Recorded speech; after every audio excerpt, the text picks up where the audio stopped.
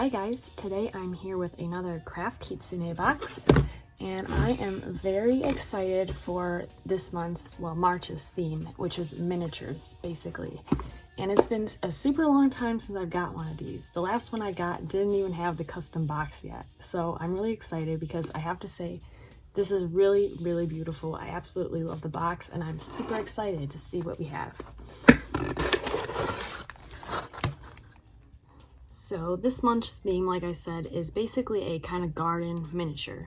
So we have some extra things that we can add on. So first are these flowers, which are also imported from Japan, so that's pretty cool. So you got one flower design and one leaf design. Then you have some moss, some wire, which is also basically something extra you can put on your diorama if you want to make some little sculpture with it. Another Japanese supply too, so that's pretty cool. Some tweezers, which I was super happy that they were pink. I love pink accessories. Super glue to put everything together. And then the kit itself. So this is the design I got.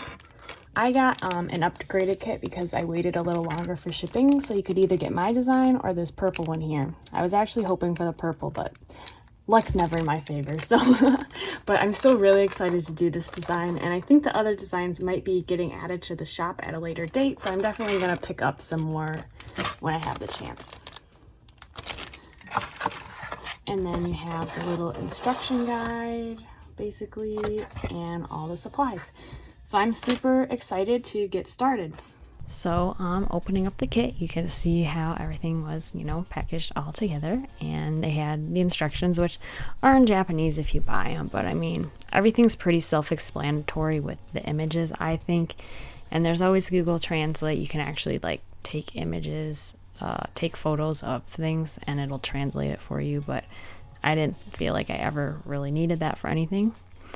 I will say, if you are kind of starting off miniatures for the first time, I do think this kit is really good. First off, because it is a small one, as you can see. A lot of these kits, I have a couple, they're full size rooms. They can get pretty big, and it does take a very long time to make one. So if you decide, oops, I don't like this type of craft, and you're stuck with it, that kind of sucks. So if you want to try it out, I think something like this is really perfect. On top of that, this kit is nice in the fact that all the materials are pretty easy to work with. As you can see, there's a lot of wood, paper, kind of natural stuff.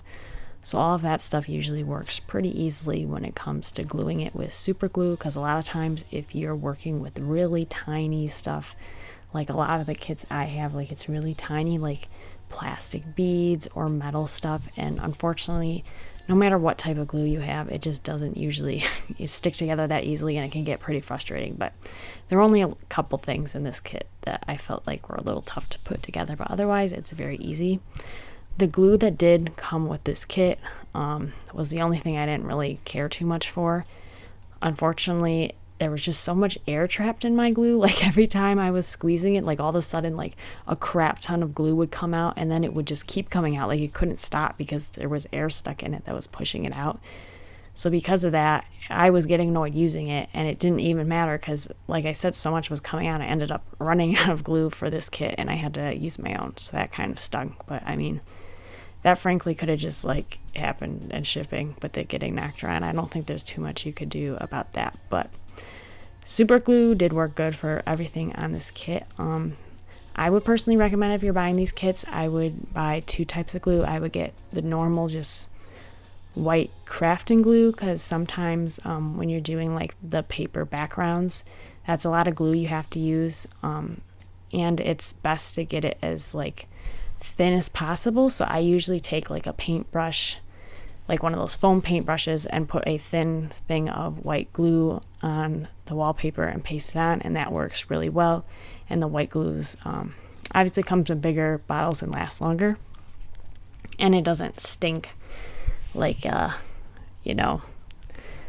Gorilla Glue. So Here you can see these pots. That was really the only thing that I thought I kind of really struggled with. You'll find with these kits, there's a lot of things you're like, why didn't they just, give that to me pre-made? But I think, that's kind of the charm of these kits. They're trying to get you to like just do so many steps. Even sometimes if it seems really, unnecessary, they're going to have you do it anyways. But what I did is, if you are having trouble, holding something in shape, use a different tool. So like for me, I found the tweezers were really good to help keep it in that circular shape. You can also, gravity's your friend here. If you are gluing things together, just lay it flat down so that the gravity's pushing it down too, That's another reason why I think two types of glue are also good. A lot of the wood things that you can actually hold together for a couple of minutes, the white glue works good because by holding it together a couple of minutes, it can set in place.